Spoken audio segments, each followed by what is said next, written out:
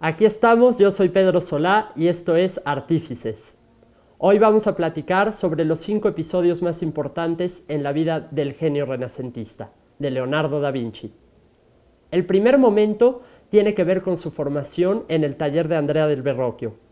Pero antes hay que decir que Leonardo da Vinci nació en una pequeña aldea a 45 kilómetros de Florencia llamada Vinci.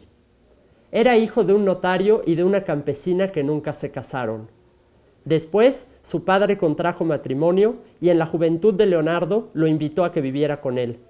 Fue su padre quien le ayudó a entrar al taller de Verrocchio y de él aprendió a pintar al temple de huevo, al óleo y aprendió a trabajar con el barro, el mármol y el bronce.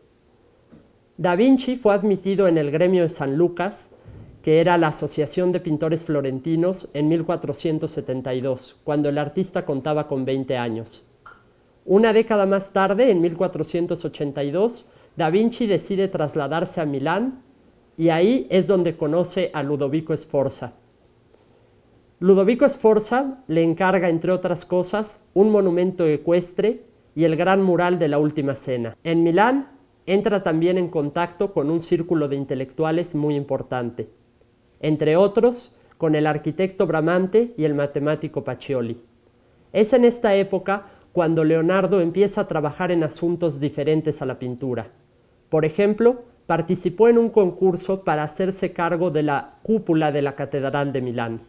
Es en sus años milaneses, concretamente de 1482 a 1500, cuando Da Vinci empieza a hacer anotaciones y empieza a llenar cuadernos con sus observaciones. Respecto a la botánica, se cuenta que Da Vinci disfrutaba de grandes paseos por la montaña, donde iba observando cada árbol y cada planta.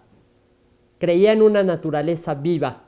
Era un defensor de representar a la naturaleza con el máximo realismo posible.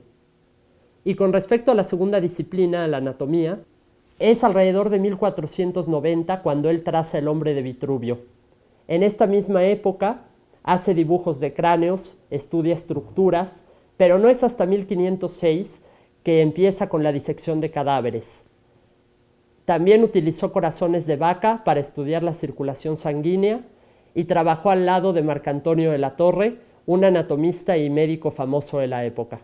Poco después de la caída de Ludovico el Moro en 1499, Da Vinci regresó a Florencia.